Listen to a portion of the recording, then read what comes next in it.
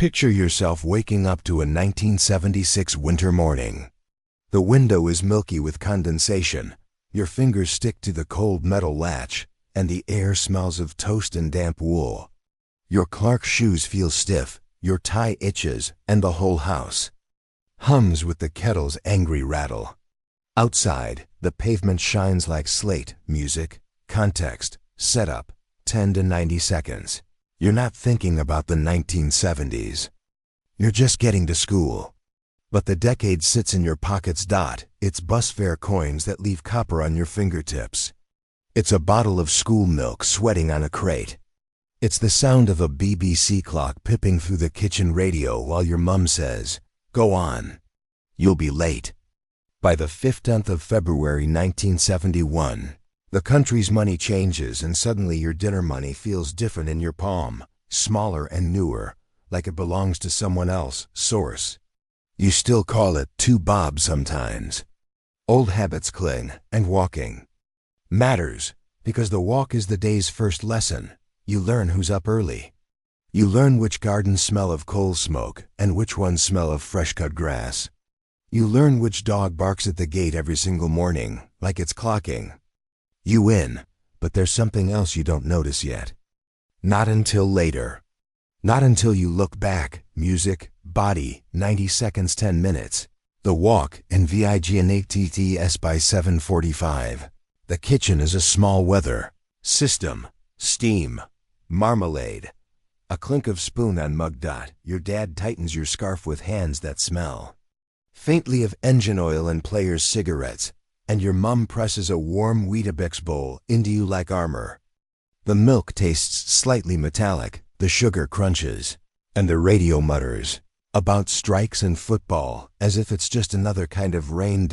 You step outside and the cold hits first, then the quiet, then the street wakes. Your breath is a little cloud that keeps pace with you, and the rubbery smell of your Gola bag rises as it bumps your hip.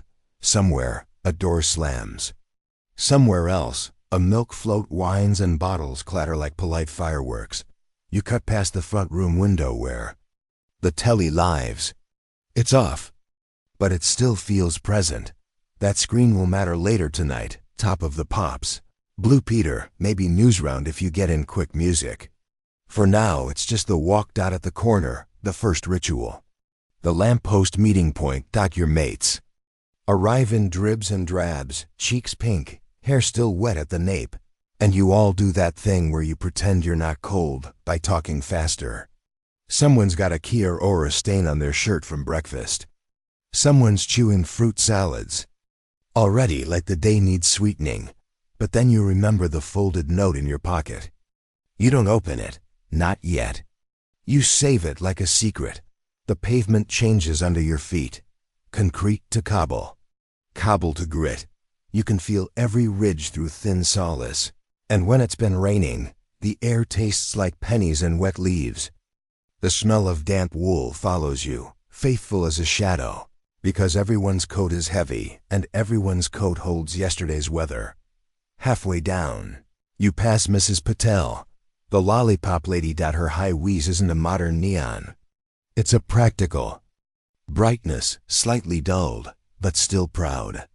She steps out with that sign like a tiny shield, and her whistle cuts clean through traffic noise, sharp as vinegar. You nod, she nods back. It feels official. A car splashes a shallow puddle and you hop back, laughing, not because it's funny, but because it's better than being angry at 8:05 in the morning. The cold water hits your sock anyway. It stays with you. All day. You reach the newsagent and the air changes, warm, papery, sweet. Mr. Donnelly is behind the counter. Hands ink-stained from newspapers, and the place smells of Beano, dandy, and fresh bread from next door. You spend 2p on a chew, maybe a blackjack or a sherbet fountain, and the licorice taste sticks to your tongue like you've signed a contract. Outside again, the wind is rude. It always is. It finds gaps. You tug your jumper sleeves down, scratchy acrylic against your wrists, and you start that steady school pace walk fast enough to avoid trouble, slow enough to look like you're not trying. As the morning wears on, The street fills with other kids, different uniforms, different badges, same faces. There's always one older lad who walks like he owns the pavement, and you move aside without thinking, the way everyone does. It's not fear exactly. It's just the unspoken map of who goes where. Then you smell it. Coal smoke. Breakfast grease. A house with its chimney working hard. A mum frying something, and for a second, the whole world is just warmth you don't have. You walk faster. At the park railings. The season makes its point. In autumn, leaves slap weightly against your shoes. In spring, the air smells like mud and new grass. In winter, the metal rail stings your palm if you touch it, like it's alive and cross. And in summer. Summer is a different planet. On the 3rd of July 1976, parts of Britain hit 35.9 degrees Celsius, and the heat sits on your shoulders like a heavy hand source. The tarmac smells sweet and tarry. Your shirt sticks to your back, and every step feels louder because the air itself seems thick. You lick your lips and taste salt. You think about cold lemonade like it's a myth. But even on those blazing mornings, you still walk. You always walk. Until you hear the bell. Not the school bell yet. The ice cream van bell. A distant, tinny tune floats over the estate, and it's ridiculous. Because it's morning, and you're in uniform, and you've got spelling test dread in your stomach. But your brain still lights up. Hope is automatic. You grin at your mate, and your mate grins back, and you both pretend you didn't. Music. You get to the big road. This is the serious bit. The lorries sound like thunder in a tunnel, and exhaust stings your nose, sharp and oily. Mrs. Patel's whistle returns in your memory. But here you do it yourself. Look right, look left, look right again, because that's what you were told.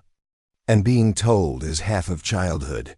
You cross and your heart slows. Relief, small victory. On the far side, you see the school gates, black and tall, and the playground beyond is already a roar of voices.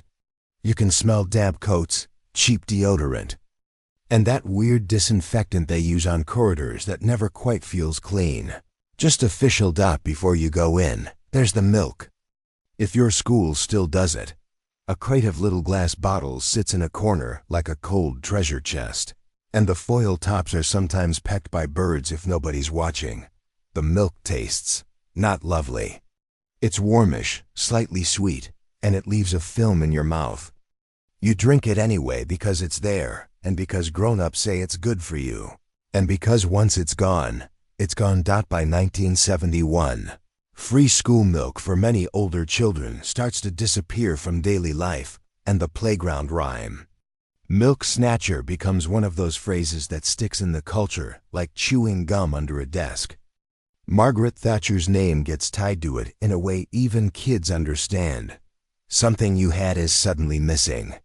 You don't write essays about it. You just notice the gap, gone, just like that. You line up for assembly. Shuffling feet, coughs. Mr. Thompson stands at the front with a face that can silence 100 kids without raising his voice. His shoes squeak on the varnished floor, and the hall smells of floor polish and wet hair. Someone's stomach growls loud enough to cause a ripple of giggles, and Mr. Thompson pauses until the room remembers itself. You sing hymns, half believing, fully loud. And in that moment, the school feels like a village inside walls, everyone together, everyone the same height for a few years, everyone learning the rules the hard way. But then you hear the words you dread. Detention, uniform, you look down. Scuffed shoes, loose tie. The day hasn't even started, and already you're negotiating with it. Music break time arrives like a release valve. Air floods back into you. You run because you can. You taste cold air and that slightly dusty playground smell, and the sound is pure trainers scraping, laughter breaking, a football thudding against a wall, someone shouting, "Heads." A second too late. In the corner, someone swaps panini stickers, if it's later in the decade and football fever has you all hooked. Someone else shows off a Raleigh chopper they got for Christmas, and the chrome catches sunlight like a promise. You touch the handlebars, and they're icy, but you don't let go. Lunch is its own universe. Gravy. Chips. The canteen smells like overcooked cabbage and tomato ketchup, and the metal cutlery feels too big in your small hand. If you've got sandwiches, the bread is slightly squashed, and the fillings taste faintly of the plastic bag they sat in. If you've got a penguin biscuit, it's currency. Real power. You get through lessons the way you always do. Bit by bit. Page by page. And all the while, the walk home waits in the distance, like the second half of a song. But then, something changes. A date on the calendar. A feeling in the street. By the 7th of June 1977, bunting appears like someone's turned on color. In a black and white world, because it's the Queen's Silver Jubilee source. Even if you don't fully grasp 25 years, you grasp flags, you grasp cake. You grasp that grown-ups are smiling more than usual. More than 1 million people line the streets of London for the day's events. And across the country, telly sets flicker in living rooms and front windows source. You don't see London. You see your own street. And that's enough. As the afternoon bell goes, you step out, and the world looks different. Not bigger, kinder. The street is dressed up. Union Jacks flap in a light breeze, making that soft snapping sound like bedsheets on a washing line. Someone set up a trestle table, and the smell hits you. Sausage rolls, sponge cake, warm lemonade, and those crisps that leave salt on your fingers for hours. You walk home slower. Now, because you're arriving into something. Mrs. Patel is there too, laughing with someone's nan, her whistle finally resting. And Mr. Donnelly has put a little display in the shop window like it's Christmas. Kids run in and out, sticky-faced, and you feel that rare thing. The whole street behaving like one big family. You spot your mum by the table. She waves. You wave back. And in your pocket, you finally open the folded note. It's simple. It's her handwriting. Tea time straight after. Don't disappear. The paper smells faintly of her hand cream, and suddenly the whole day school, walking, cold toes, strict assembly, turns into something held together by love and routine. Warmth. Real. Warmth. For a minute, you're not just walking home from school.